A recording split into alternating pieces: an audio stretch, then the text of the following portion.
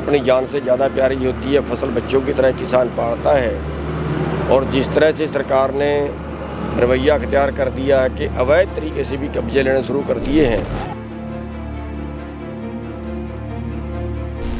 और उस फैसले की भी अनदेखी की, जो उन्होंने अपनी अपील डाली वीडियो ने उसकी भी अनदेखी की, जो सुप्रीम कोर्ट की हिदायतें थी उसकी भी अनदेखी की।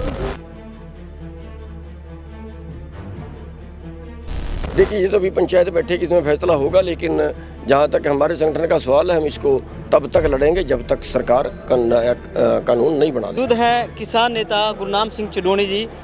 सर, जिस तरह से लगातार किसान अपनी शहादत दे रहे हैं ज़मीन बचाने के लिए, जान प्यारी नहीं है ज़मीन प्यारी है, तो क्या कहोगे? आज चौथा दिन है इस किसान को यहाँ पर। देखिए, हमारे किसानों की जो है वो सरकार अनदेखी कर रही है और किसान को फसल, किसान को ज़मीन अपनी जान से ज़्यादा प्यारी होती है। फसल बच्चों की तरह किसान पालता है और जिस तरह से सरकार ने रवैया अख्तियार कर दिया है कि अवैध तरीके से भी कब्जे लेने शुरू कर दिए हैं, उससे ये घटनाएं जो है ये बढ़ गई हैं।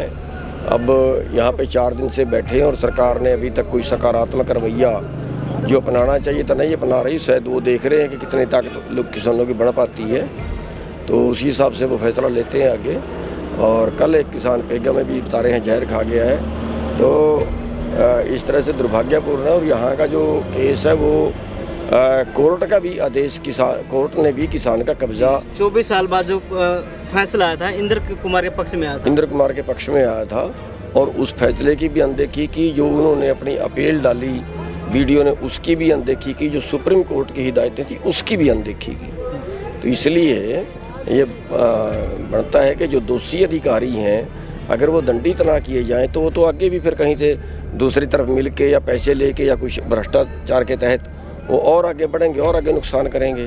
तो इसलिए उस पर कार्रवाई होनी बहुत ही ज़रूरी है और बहुत सख्त कार्रवाई उसके ऊपर बनती है। क्या सरकारी तंत्र ने आपसे वार्ता करने की कोशिश की है इस मामले को लेकर सर? हाँ, कल वार्ता की थी लेकिन वो सिरे नहीं चढ़ी है। उन्होंने मुआवजे की बात नहीं मानी है, उन्होंने जो है जो अधिकारी पे कार्रवाई करने की बात उसका कहा कि इंक्वायरी करेंगे उसके बाद करेंगे। हम कह रहे थे कि सस्पेंशन तो भी करो और बाकी उसके ऊपर मुकदमा दर्ज करो, इंक्वायरी करो। सर, कितनी मांगे हैं?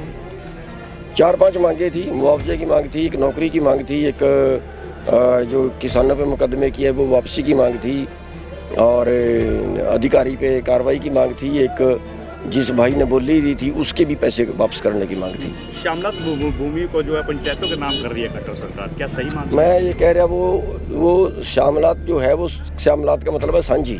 किसानों ने अपने खाते से एक हिस्सा छोड़ा हुआ था। जी। अब वो कोई अपने खाते से हिस्सा छोड़े तो वो सरकार का या पंचायत का नहीं हो जाता, वो उसी का रहता है। या तो वो उसको उस काम के लिए यूज़ करे या उसकी मर्जी है, उसको बांट ले। वो अगर हम कोई 100 रुपये इकट्ठे करके कोष बना लेते हैं तो कल सरकार कहते वो कोष हमारा, ऐसा थोड़ी होगा। तो वो तो उन्हीं किसानों का है। तो ये जो है बिल्कुल उसको सरकार को कानून बदलना चाहिए और कानून बदल के जिस किसान के हिस्से से जितनी ज़मीन छूटी थी उसको उसका मालिक बनाना चाहिए। बडनपुर के बाद पेगा गांव में भी सरकारी तंत्र का दुरुपयोग देखा गया, उसको लेकर क्या? हाँ, बिल्कुल है, जगह जगह पे होगा, एक जगह नहीं है, कई जगह हुआ। पहले कौरीमोद में हुआ, फिर यहाँ हुआ, फिर पेगा में हुआ है, आगे भी होगा। लेकिन जहाँ जहाँ भी होगा वहाँ वहाँ हम उनका मुकाबला करेंगे। आगे क्या किसान यूनियन क्या कदम उठाने वाली है सर? देखिए, ये तो अभी पंचायत बैठेगी, इसमें फैसला होगा, लेकिन जहाँ तक हमारे संगठन का सवाल है हम इसको तब तक लड़ेंगे जब तक सरकार कानून नहीं बना देती। बलवान सिंह भी हॉस्पिटल के अंदर जूझ रहे हैं अपनी उसको लेकर। हाँ, बिल्कुल, 2 भाइयों ने जहर खाया था, एक अभी अस्पताल में है, एक 4 दिन से यहाँ पे जो उसका पार्थिव शरीर रखा हुआ है और अभी तक सरकार जो है अपनी हठ धर्मी पे है, जैसे मतलब इंसानियत मर चुकी है। बहुत बहुत थैंक यू। तो अभी